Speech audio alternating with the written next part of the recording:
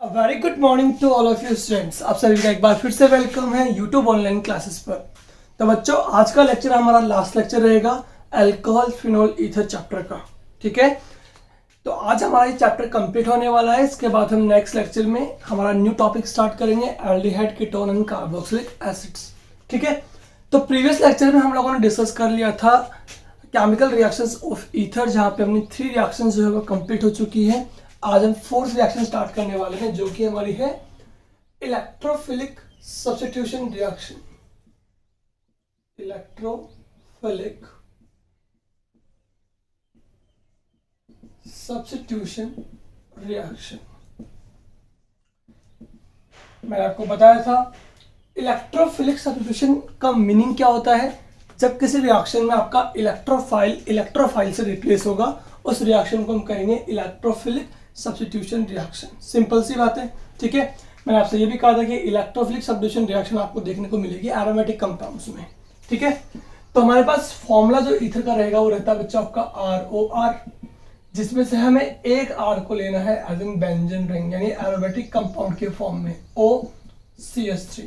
ठीक है, इस कंपाउंड को हम क्या कहेंगे बच्चों, जब बेंजीन पे आपका OCH3 ग्रुप अटैच होता है तो उसे हम कहेंगे बच्चों एनिसोल। क्या बोलेंगे? एनिसोल।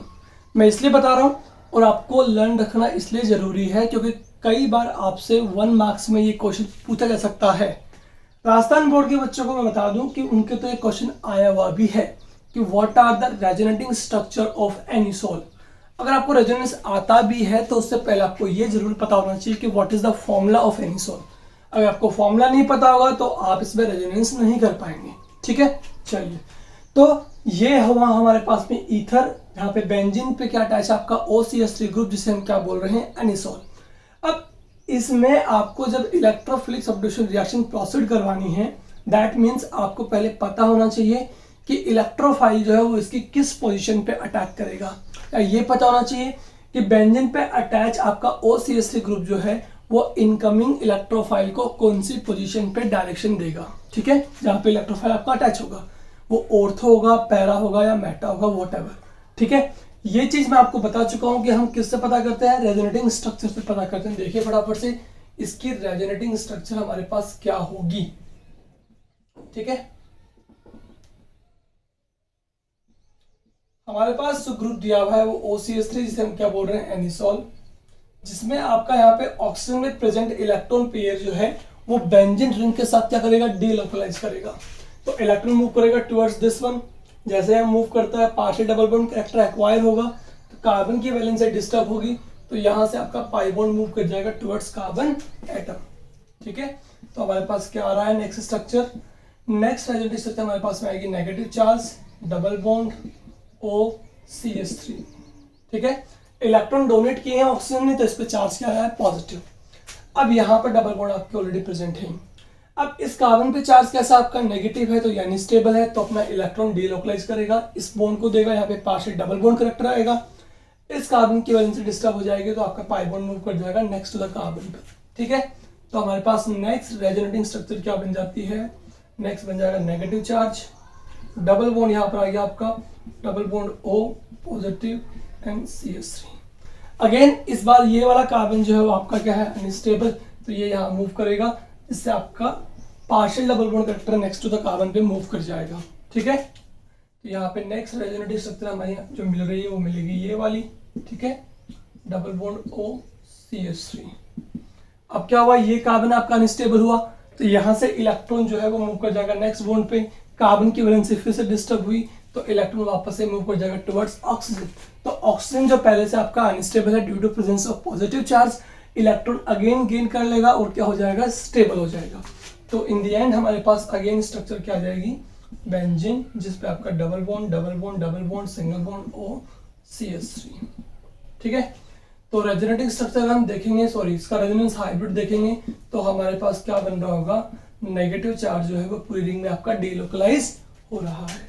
ठीक है, आसान है, बट अब हमें अगर ये देखना है कि अगर हम इस एनिसोल कंपाउंड पर अटैक करवाते हैं किसका बच्चों? इलेक्ट्रोफाइल का। किसका? इलेक्ट्रोफाइल का। तो इलेक्ट्रोफाइल जो होगा वो आपका होगा इलेक्ट्रॉन डेफिशिएंट। वो किस पोजीशन पर अटैक करेगा, जहां पर इसे मिलेगी इलेक्ट्रॉन रिचनेस। और इलेक्ट्रॉन रिच कहाँ हो रहा है आपका, ये आपका हो रहा है यहाँ पे, इस पोजीशन पे, इस जगह पर, ठीक है, और इस जगह पे।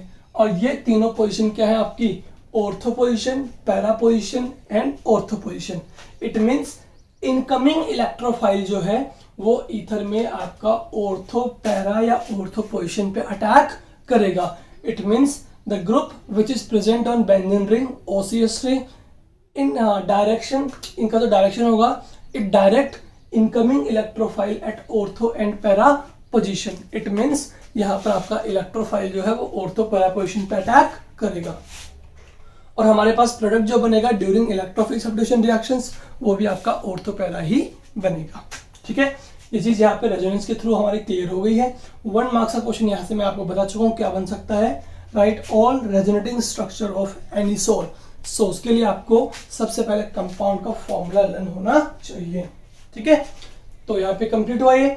अब देख लेते हैं फटाफट से इसके एग्जांपल्स को जो है इलेक्ट्रोफिलिक सब्स्टिट्यूशन रिएक्शन के।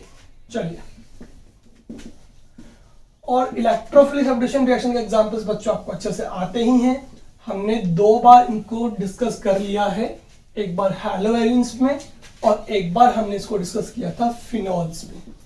ठीक है, चलिए टोटल यहाँ पे मैं अगर आपसे कहूं इलेक्ट्रोफिलिक सब्स्टिट्यूशन रिएक्शंस में, तो मैंने आपको बता दिया था टोटल आपकी रिएक्शन कितनी होती है, टोटल आपकी रिएक्शन 5 होती हैं, जिनमें से 2 कौन सी होती हैं, 2 होंगी आपकी फ्रीडल क्राफ्ट, ठीक है, और 3 होंगी वो आपकी हैलोजिनेशन, नाइट्रेशन एंड सल्फोनेशन। चलिए 1 बाय 1 स्टार्ट करते हैं। सबसे पहला रिएक्शन विथ ब्रोमीन, इसे हम कहेंगे बच्चों क्या, हैलोजिनेशन। ठीक है, इसमें ब्रोमीन है, ब्रेक करेंगे, एक पे पॉजिटिव होगा एक पे नेगेटिव होगा, तो इलेक्ट्रोफाइल कौन हुआ, जिस ब्रोमीन पे आपका पॉजिटिव चार्ज होगा। ठीक है, यहाँ पे इस ऑर्थो पोजीशन से क्या निकालेगा H+, या फिर पैरा पोजीशन से क्या निकलेगा आपका H+।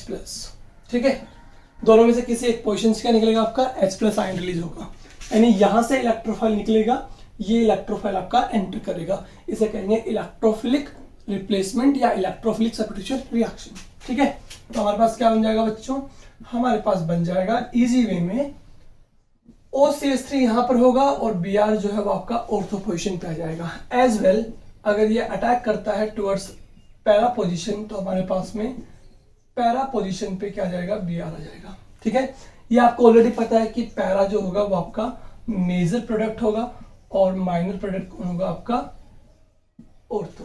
ठीक है, चलिए स्टार्ट करते हैं रिएक्शन नंबर 2, जो आपकी होती है HNO3 प्लस H2SO4 की प्रेजेंस में।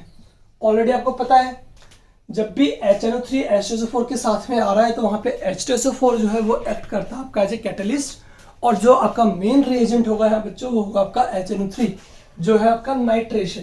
क्या है, रिएक्शन नाइट्रेशन, जो ब्रेक होता है OH negative plus NO2 positive में। तो यहाँ पे NO2 जो होता है नाइट्रो ग्रुप, वो बिहेव करता है आपका इलेक्ट्रोफाइल, जो ऑर्थो और पैरा पोजीशन पे क्या होगा, अटैच होगा। तो हमारे पास यहाँ पे अगेन प्रोडक्ट क्या बन जाएगा, हमारे पास बन जाएगा आइदर ऑर्थो नाइट्रो एनिसोल और पैरा नाइट्रो एनिसोल। ठीक है, जिस वजह से मेजर कौन सा होगा आपको पता ही है, पैरा वाला। ठीक है, रिएक्शन नंबर 3 जो होगी वो होगी आपकी H2SO4 से। ठीक है, यानी कि विथ सल्फ्यूरिक एसिड ओनली, इसे हम कहते हैं सल्फोनेशन। क्या कहेंगे, सल्फोनेशन। ठीक है बच्चों, ये 3rd टाइम कर रहे हैं पनीर रिएक्शन। अब तक आपको ये लर्न हो जानी चाहिए थी कि यहाँ पे इलेक्ट्रोफाइल कौन निकलेगा, SO3H। ठीक है, जो आपका अटैच होगा इसकी या तो ऑर्थो पोजीशन पे, ठीक है SO3H, या अटैच होगा इसकी पैरा पोजीशन पे SO3H। ठीक है, ये 3 रिएक्शन तो आपकी हो गई हैं, हैलोजिनेशन, नाइट्रेशन एंड सल्फोनेशन, जो है आपका पार्ट और example of the electrophilic substitution reactions. ठीक है, फटाफट से इसका लीजिए स्क्रीनशॉट, इसके बाद हम रेस्ट ऑफ 2 रिएक्शंस भी देख लेते हैं। चलिए हो गया, नेक्स्ट 2 रिएक्शंस हम यहाँ पे देख लिए हैं फटाफट से।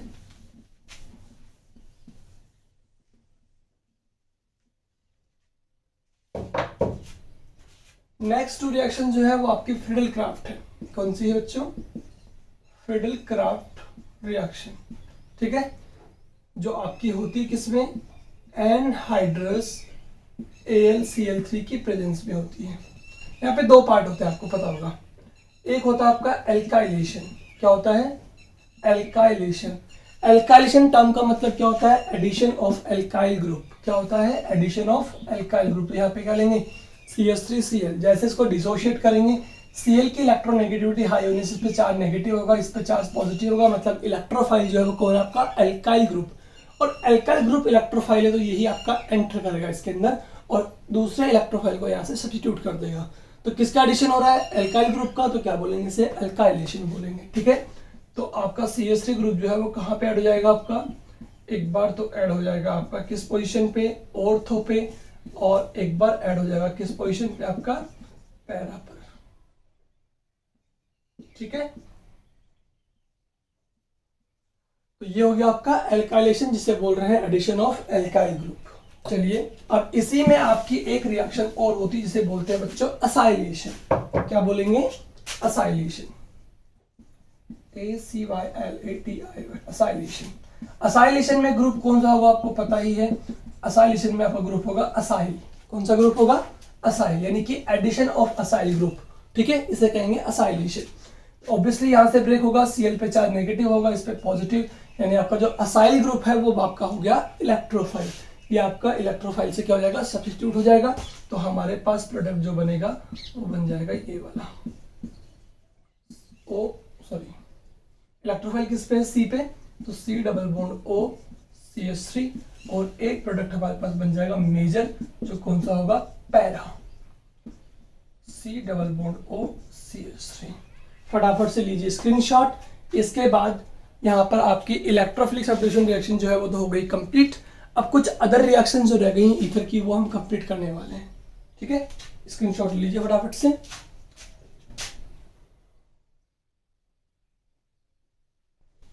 हो गया, चलिए देखिए हमारी लास्ट केमिकल रिएक्शन रह गई है ईथर में, जो हम कंसिडर करते हैं अदर रिएक्शंस में, कि कुछ और रिएक्शंस जो ईथर में आपकी पॉसिबल है वो कौन कौन सी होंगी। चलिए इसे टाइटल देंगे हम क्या, अदर रिएक्शंस। मतलब जो भी कुछ रेस्ट ऑफ रिएक्शंस ईथर की रह गई हैं उन सब रिएक्शंस को हम इंक्लूड कर लेते हैं अदर रिएक्शंस में। तो इसमें सबसे फर्स्ट रिएक्शन जो हमारे पास आती है ईथर में वो आएगी आपकी डिहाइड्रेशन। क्या आएगी, डिहाइड्रेशन।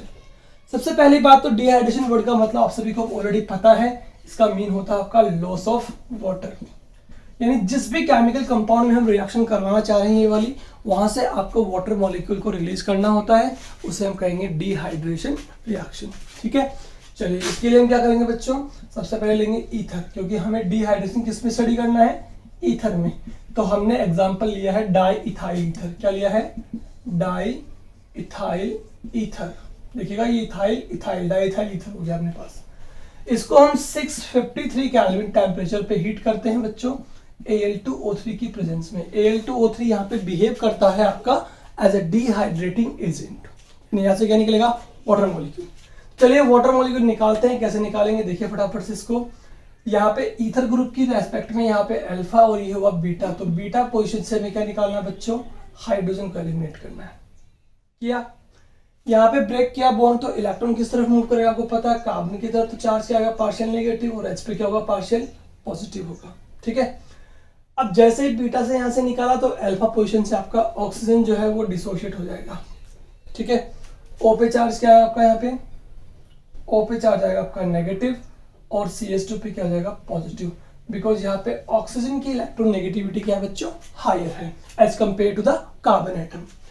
अब अगेन इस ईथर ग्रुप में O के रेस्पेक्ट में यहाँ पे बीटा पोजीशन से फिर क्या निकाल देंगे बच्चों, हाइड्रोजन एलिमिनेट कर देंगे। क्या कर देंगे, हाइड्रोजन एलिमिनेट। तो अगेन H पे चार्ज क्या होगा, पार्शियल पॉजिटिव, और C पे क्या होगा, partial negative. And again alpha position से क्या निकाल देंगे, O। तो इलेक्ट्रॉन किस तरफ मूव करेगा, अगेन ऑक्सीजन की तरफ। तो ऑक्सीजन पे चार्ज क्या आएगा, नेगेटिव, एंड CH2 पे क्या होगा, पॉजिटिव। अब देख लीजिएगा यहाँ पे टोटल हमने 4 बॉन्ड्स ब्रेक किए दोनों साइड से, बीटा पोजीशन पे हाइड्रोजन और अल्फा से आपका ऑक्सीजन रिलीज किया है। तो एक दोनों साइड से जब अपन CO बॉन्ड ब्रेक कर रहे हैं तो ऑक्सीजन पे चार्ज क्या आ रहा है, 2 नेगेटिव, और यहाँ से H पे प्लस और H पे प्लस। तो ऑक्सीजन का एक नेगेटिव चार्ज इस H से बॉन्ड बनाएगा और ऑक्सीजन का 1 नेगेटिव चार्ज इस हाइड्रोजन से बॉन्ड फॉर्मेशन करेगा। तो यहाँ पर आपके पास क्या बन जाएगा, oxygen bond formation with H and H, यानी क्या बन रहा है आपके पास H2O निकल रहा है। क्या निकल रहा है, H2O। And removal of water molecule को ही बच्चों हम क्या कहेंगे, डिहाइड्रेशन प्रोसेस कहेंगे, यानी लॉस ऑफ वाटर। अब हमारे पास बच क्या गया वो देख लीजिए। रेस्ट ऑफ जो हमारे पास यहाँ पे रह गया कंपाउंड, उसमें पार्शियल पॉजिटिव नेगेटिव है, तो यहाँ पे हो गया आपका बॉन्ड फॉर्मेशन। यहाँ पर भी पॉजिटिव नेगेटिव है, तो यहाँ पर क्या हो गया आपका बॉन्ड फॉर्मेशन। यानी यहाँ पर भी हमारे पास क्या बना है, एल्कीन, यहाँ पे भी हमारे पास क्या बना है बच्चों, एल्कीन, यानी बन गया है अपना CH2 डबल बॉन्ड CH2। कितने मोल्स बने बच्चों, 2 मोल्स का यहाँ पे फॉर्मेशन हो गया है। ठीक है, इस साइड भी एल्कीन बन रहा है और इस साइड भी एल्कीन बन रहा है। ठीक है, तो हमारे पास में जब भी ईथर को हम डिहाइड्रेट करते हैं in the presence of aluminium oxide with 653 kelvin temperature, तो वाटर मॉलिक्यूल रिलीज होने के बाद हमारे पास क्या बनता है, 2 मोल्स ऑफ एल्कीन बनता है। ठीक है, रिएक्शन नंबर 2 जो हमारी है, reaction with carbon monoxide. Start करें। सबसे पहले इसके लिए क्या लेंगे, एग्जाम्पल क्या ले रहे हैं, ईथर, वही हम ले लेते हैं एग्जाम्पल, डाई इथाइल ईथर ले लेते हैं। ठीक है, इसकी रिएक्शन जब हम करवाते हैं कार्बन मोनोऑक्साइड से in the presence of BF3, इसके प्रेजेंस में करवा रहे हैं बच्चों, BF3 के प्रेजेंस में। थोड़ा सा यहाँ पे हमारे पास स्पेस कम रह गया है, तो यहां से स्टार्ट करते हैं रिएक्शन को। क्या ले रहे हैं, डाइथाइल ईथर। ठीक है, रिएक्शन जो करवाएंगे वो करवाएंगे किससे, कार्बन मोनोऑक्साइड से, किसके प्रेजेंस में, BF3, जो यहाँ पे बिहेव करेगा आपका एज ए कैटलिस्ट। प्रेशर रहेगा काफी हाई 500 atm के आसपास, और टेम्परेचर जो रहेगा वो रहेगा आपका 398 to 423 केल्विन टेम्परेचर के आसपास। ठीक है, ये इतना रेंज ऑफ टेम्परेचर यहाँ पे आपको प्रोवाइड करना पड़ेगा। तो जैसे ही कार्बन मोनोऑक्साइड से इसकी रिएक्शन करवाते हैं, तो कार्बन मोनोऑक्साइड जो है गैस, वो आपकी इसमें एड अप हो जाएगी। क्या हो जाएगी, ऐड कहां पर होगी, ऑक्सीजन एटम के पास। देखिए क्या बनेगा आपके पास, CH3 CH2 C double bond O। ये यहाँ पर आपका कार्बन मोनोऑक्साइड जो है वो ऑक्सीजन एटम और कार्बन एटम के बीच में ऐड हो गया है। ठीक है, जिससे अभी किसी की भी वैलेंसी डिस्टर्ब नहीं हुई है, OCH2 CH3। तो जब भी हम ईथर के रिएक्शन कार्बन मोनोऑक्साइड से करवाते हैं हाई प्रेशर पे बच्चों, देखिए आपने पढ़ा था ना सॉल्यूशन चैप्टर में आपने पढ़ा था हेनरी लॉ। हेनरी लॉ आपसे क्या कहता है कि जब भी किसी गैस को जितना मोर प्रेशराइज हम करते हैं, उसके सरफेस जितना प्रेशर अप्लाई करते हैं, उस गैस की सॉल्युबिलिटी उतनी ही क्या होती है, मोर होती है किसी लिक्विड में या सॉल्वेंट में। तो समझिएगा, ये यहाँ पे क्या है, ईथर है, लिक्विड फॉर्म में आपके पास में। ठीक है, समझ रहे हो। और जैसे ही इसको हम कार्बन मोनोऑक्साइड गैस को हाई प्रेशर पे क्या करवाते हैं, रिएक्ट, तो ये गैस इसमें जाकर के आपकी डिसॉल्व हो जाएगी। तो हमारे पास क्या हो जाएगा, CO, यानी कार्बन मोनोऑक्साइड गैस जो है इसमें जाकर के ऐड हो जाएगी, डिसॉल्व हो जाएगी। तो हमारे पास क्या बन जाएगा, एस्टर बन जाएगा। क्या बन जाएगा, एस्टर। क्या बन रहा है यहाँ पे, एस्टर। अब इस एस्टर का आयुर्वेदिक नेम क्या होगा आपको पता है, देखिए ध्यान से, RC डबल बॉन्ड OOR। हमें पता है ऑक्सीजन के बाद वाला जो ग्रुप होता है उसे हम कंसिडर करते हैं सब्स्टिट्यूएंट। क्या लिखेंगे इसे, इथाइल। क्या लिखेंगे, इथाइल। ठीक है, इस कार्बन की चेन में टोटल कितने कार्बन आ रहे हैं आपके पास में, टोटल आ रहे हैं 3। ठीक है, नंबरिंग किस साइड से होगी आपको पता है, 1 2 एंड 3, बिकॉज इस साइड क्या आपका फंक्शनल ग्रुप है एस्टर। 3 कार्बन को क्या बोलेंगे बच्चों, प्रोप के बाद हम देख रहे हैं कि सैचुरेटेड है, क्या बोलेंगे, प्रोपेन। और प्रोपेन के बाद बोलेंगे 1 पोजीशन पे क्या लगा हुआ है, O8। फंक्शनल ग्रुप का जो सफिक्स है वो क्या है, O8 है। तो इसे कह सकते हैं इथाइल प्रोपेनोएट। क्या बोलेंगे, इथाइल प्रोपेनेट का फॉर्मेशन हमारे पास यहाँ पे हो रहा है। ठीक है, सिंपल सा कॉन्सेप्ट आपको याद रखना है इस रिएक्शन में कि ईथर आपका यहाँ पे एक सॉल्वेंट है, कार्बन मोनोऑक्साइड क्या है, गैस है, इसे हम इसमें डिसॉल्व कर रहे हैं, रिएक्ट करवा रहे हैं, प्रेशर हाई रख रहे हैं, तो इसकी सॉल्युबिलिटी इसके अंदर इंक्रीज हो जाएगी और कार्बन मोनोऑक्साइड इसमें जाकर के आपका एडअप हो जाएगा। ठीक है, चलिए रिएक्शन नंबर 3 फटाफट से लीजिए इसका स्क्रीनशॉट, जल्दी से लीजिए। हो गया, चलिए देखिए रिएक्शन नंबर 3 को देखते हैं, जो हमारी है कंबंशन रिएक्शन। क्या है, कंबंशन। काफी इजी रिएक्शन है ये वाली भी। कंबंशन, कंबंशन वर्ड का मतलब है आपको पता ही है, किसी भी सब्सटेंस या किसी भी केमिकल कंपाउंड को अगर हम एयर की प्रेजेंस में, एयर में भी खासतौर पे क्या, ऑक्सीजन के प्रेजेंस में हीट अप करते हैं तो वहां पे आपके पास में carbon dioxide, water molecule, light and energy produce होता है। ये हम 9th क्लास से पढ़ते आ रहे हैं, ठीक है। What is combustion process? Combustion process क्या है आपका? किसी भी केमिकल सब्सटेंस को एयर या ऑक्सीजन की प्रेजेंस में क्या करना? हीट करना, जलाना उसे, ठीक है, बर्न करना in the presence of oxygen, ठीक है। तो हमारे पास में ऑलवेज प्रोडक्ट्स क्या बनते हैं? कार्बन डाइऑक्साइड, वाटर मॉलिक्यूल और साथ में लाइट एंड एनर्जी हमारे पास में ऑब्टेन होती है। तो चलिए करते हैं स्टार्ट। सबसे पहले एग्जांपल किसका लिया हमने? ईथर का, बिकॉज हमें कंबंशन प्रोसेस किस में स्टडी करना है? ईथर में, ठीक है। क्या लेंगे यहाँ पे? O2, ठीक है, एरियल ऑक्सीजन गैस, ठीक है, और इसे कर देंगे हाई टेम्परेचर पे हीट।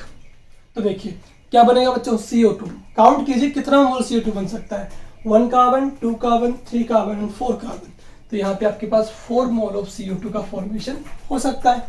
एज वेल क्या देखेंगे? हाइड्रोजन्स 3 to 5 to 7 3 10 हाइड्रोजन यहाँ पे है।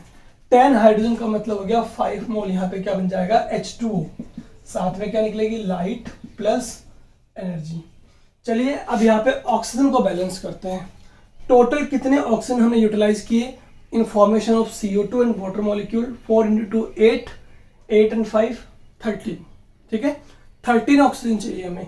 13 में से एक आपके पास ऑलरेडी ईथर में अवेलेबल है, तो हमें कितने चाहिए? 12 का मतलब हमें यहाँ पे 6 मोल ऑक्सीजन की नीड यहाँ पर होगी।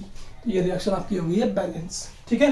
तो यहाँ पे बच्चों अपनी केमिकल रिएक्शंस ऑफ ईथर जो है वो कंप्लीट हो जाती है, ठीक है। इसके बाद मैंने आपसे कहा था कि एक टॉपिक हमारा रह गया था, structure of alcohol, phenol and ether. उसे भी हम यहाँ पे आज कंप्लीट कर लेते हैं, साथ में हमारा चैप्टर भी कंप्लीट हो जाएगा। चलिए, only one topic is remaining in your chapter, that is structure of alcohol, phenol and ether। वो हम अब कंप्लीट करने जा रहे हैं, ठीक है बच्चों। इसके बाद आपको वर्कशीट जो है वो आपको अवेलेबल हो जाएगी फिनॉल एंड ईथर की, ठीक है। अल्कोहल की वर्कशीट मैं आपको ऑलरेडी अवेलेबल करवा चुका हूँ। आई होप आप लोगों ने इसे सॉल्व कर लिया होगा, ठीक है। और कोई डाउट्स हो तो मुझे आप टेलीग्राम ऐप पर आकर के वो डाउट्स दे सकते हैं। एज वेल आप मुझे कमेंट बॉक्स में आकर भी डाउट अपने पूछ सकते हैं, ठीक है। मैं पूरी कोशिश करूंगा कि आप लोगों के डाउट्स क्लियर हो पाए, ठीक है। तो फिनॉल एंड ईथर की जो वर्कशीट है बच्चों वो आपको इस वीडियो के साथ डिस्क्रिप्शन बॉक्स में अवेलेबल हो जाएगी। चलिए स्टार्ट करते हैं। Structure of alcohol, phenol and ether. इनके स्ट्रक्चर में क्या क्या एक्सेप्शनल केस होंगे, क्या क्या क्वेश्चन हमारे पास बनेंगे, वो मैं आपको यहाँ पे एक्सप्लेन करने वाला हूँ। फटाफट से देखिए। सबसे पहले लेते हैं अल्कोहल। अल्कोहल का फॉर्मूला लिखते हैं सिंपलेस्ट CH3OH, ठीक है। यहाँ पे कार्बन और ऑक्सीजन की बॉन्ड लेंथ की बात करूँ तो यहाँ पे ये होती है आपकी 141 पिकोमीटर, ठीक है। ऑक्सीजन को यहाँ पे देख पा रहे हैं आप, ये आपका sp3 हाइब्रिडाइज्ड है। क्या है? sp3, 2 lone pair and 2 sigma bonds, ठीक है। sp3 हाइब्रिडाइज होने के बावजूद इसका बॉन्ड एंगल जो है ना वो कितना है? 108 डिग्री 29 मिनट, ठीक है। 108.9 डिग्री है, ठीक है। अब देखिए बात करते हैं किसकी? फिनॉल की। तो फिनॉल में भी आपको पता होगा कि यहाँ पर भी आपका एक क्या है? CO बॉन्ड है। क्या है? CO बॉन्ड, जिसकी बॉन्ड लेंथ है 136 पिकोमीटर, यानी कि अल्कोहल से क्या है? कम है। और बॉन्ड एंगल बिल्कुल फिक्स होता है इसका 109 डिग्री 28 मिनट, यानी जितना होना चाहिए, क्योंकि यहाँ पे भी ऑक्सीजन क्या आपका sp3 हाइब्रिडाइज्ड है। और हमें पता है जिस भी एटम का हाइब्रिडाइजेशन sp3 होगा वहां पे बॉन्ड एंगल होगा 109 डिग्री 28 मिनट, जिसे हम टेट्राहेड्रल एंगल भी बोलते हैं। तो ये बिल्कुल फिक्स है यहाँ पे। फिर बात करते हैं ईथर की। CH3OCH3, यहाँ पे भी आपका क्या होगा? कार्बन ऑक्सीजन बॉन्ड है जिसकी बॉन्ड लेंथ 142 पिकोमीटर है, ठीक है, यानी 141.9, और बॉन्ड एंगल जो है वो 111 डिग्री है, ठीक है। तो यहाँ पे बहुत कुछ चेंजेस आपको देखने को मिल रहे हैं। वो चेंजेस कैसे हैं, क्यों है, यहीं पे हमारे क्वेश्चन बनते हैं, इन्हें हमें एक्सप्लेन करना है। चलिए सबसे पहले डिस्कस कर लेते हैं किस पे बच्चों? बॉन्ड एंगल पर। साफ साफ दिखाई दे रहा है आपको कि यहाँ पर ऑक्सीजन जो है ना उसका बॉन्ड एंगल 109 डिग्री से कम है, जबकि इसका 109 से क्या है, ऊपर है। ठीक है, जबकि होना क्या चाहिए था, होना ये चाहिए था कि तीनों में आपके ऑक्सीजन एटम जो है ना वो आपके sp3 हाइब्रिडाइज्ड हैं, तीनों में कैसे हैं, sp3 हाइब्रिडाइज्ड। तो बॉन्ड एंगल 109 डिग्री 28 मिनट होना चाहिए था, जो कि फिनॉल में तो है लेकिन अल्कोहल और ईथर में नहीं है। और वहां पे भी गड़बड़ है, क्या कि अल्कोहल में 109 से लेस है जबकि ईथर में आपका ज्यादा है। देखिए क्यों है, कैसे है, समझने की कोशिश कीजिए इसे। सबसे पहले बात करते हैं अल्कोहल में, तो क्वेश्चन यहीं से बन जाएगा कि अल्कोहल में बॉन्ड एंगल जो है आपका वो 108 डिग्री 0.9 मिनट है इंस्टेड ऑफ 109 डिग्री 28 मिनट। यही क्वेश्चन बन जाएगा, ऐसा क्यों है। तो इसका आंसर जो है वो सिंपल सा है आपका, due to repulsion of lone pair electron present on oxygen atom. समझने की कोशिश कीजिएगा। देखिए हम आपको समझाते हैं। अज्यूम कीजिए कि यहां पर आपके दोनों फिंगर्स हैं, ये जो मेरी दो फिंगर्स हैं इन्हें आप अज्यूम कर लीजिए कि आपके लोन पेयर्स हैं। ठीक है, क्या है, लोन पेयर। ठीक है, इन दोनों लोन पेयर के बीच में आप अज्यूम कर लीजिए क्या है, ऑक्सीजन एटम। ठीक है, और यहाँ पर मेरा जो दोनों थम्स हैं वो क्या आपका CH3 एंड H। अब देखिए क्लियरली इसको, दोनों फिंगर्स जो मेरी हैं वो क्या है आपकी, ये दोनों फिंगर्स मेरी हैं लोन पेयर, और इन दोनों फिंगर्स के बीच क्या बच्चों, ऑक्सीजन एटम, यहाँ पे CH3 है और यहाँ पे H है। अब क्या हो रहा है कि ऑक्सीजन पे प्रेजेंट दोनों लोन पेयर्स जो है, फिंगर्स वाले लोन पेयर्स। ठीक है, इन लोन पेयर की बात करें तो ये क्या है आपके इलेक्ट्रॉन्स हैं, और इलेक्ट्रॉन्स पे चार्ज कैसा होगा बच्चों, सेम, यानी इलेक्ट्रॉन को आपस में करेगा रिपेल। तो यहाँ पे रिपल्शन होगा तो एक दूसरे से दूर जाएंगे। देखो इस तरह से, जैसे ही एक दूसरे से दूर जाएंगे तो नीचे की तरफ देखो फटाफट से R और H जो ग्रुप है वो आपका पास में आ रहा है, यानी यहाँ पे बॉन्ड एंगल क्या हो रहा है, डिक्रीज हो रहा है। तो बॉन्ड एंगल क्या हो रहा है, डिक्रीज, क्योंकि यहाँ से ऊपर की तरफ से क्या हो रहा है, ये रिपेल हो रहा है। तो ऑक्सीजन पे प्रेजेंट जो इलेक्ट्रॉन पेयर है उनका क्या हो रहा है, रिपल्शन, और रिपल्शन होने की वजह से नीचे की तरफ से बॉन्ड एंगल क्या हो रहा है आपका, डिक्रीज हो रहा है। तो समझ में आया आपको कि अल्कोहल में बॉन्ड एंगल 109 डिग्री 20 मिनट के बजाय 108 क्यों हो रहा है, क्योंकि ऑक्सीजन पे प्रेजेंट लोन पेयर्स के बीच हो रहा है रिपल्शन, जिसकी वजह से बॉन्ड एंगल क्या हो रहा है, डिक्रीज हो रहा है। बात करें अगर फिनोल की, तो आप यहाँ पे भी कह सकते हैं कि सर यहाँ पे भी तो आपका ऑक्सीजन पे लोन पेयर प्रेजेंट है जिनमें रिपल्शन हो सकता है और यहाँ से बॉन्ड एंगल कम हो सकता है, लेकिन इसमें बॉन्ड एंगल फिक्स ही क्यों है। तो बच्चों इसमें ऑक्सीजन का जो लोन पेयर होता है ना वो आपका रेजोनेंस में पार्टिसिपेट कर जाता है, इस वजह से वहां पे रिपल्शन नहीं होगा, और जो आपका बॉन्ड एंगल होना चाहिए था वो एक्चुअल बॉन्ड एंगल यहाँ पर हो जाएगा। फिर बात ये आती है कि ईथर में ऐसा क्यों हुआ कि 109 डिग्री 28 मिनट के बजाय आपका 111 डिग्री आ रहा है बॉन्ड एंगल। तो यहाँ पर क्या हो रहा है कि यहाँ पे ऑक्सीजन पे प्रेजेंट लोन पेयर के जो इलेक्ट्रॉन्स हैं उनके बीच रिपल्शन होगा, बट नीचे की ओर, यानी ये जो दो ग्रुप है मेरे थंब जो है, यानी CH3 एंड CH3 ग्रुप है, दोनों ग्रुप आपके कैसे ग्रुप है, बल्कि ग्रुप है।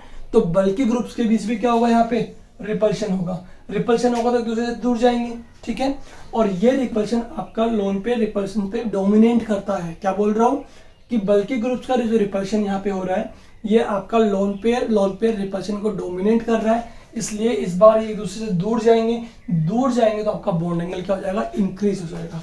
तो यहाँ पे आंसर क्या होगा आपका, due to repulsion between bulky groups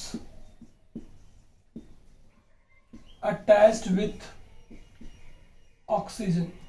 और ये बल्कि ग्रुप कौन है आपके, मिथाइल ग्रुप है। ठीक है, जो आपका एल्काइल ग्रुप है R। ठीक है, इनके बीच क्या हो रहा है, रिपल्शन, जिससे आपका बॉन्ड एंगल क्या हो रहा है, इंक्रीज हो रहा है।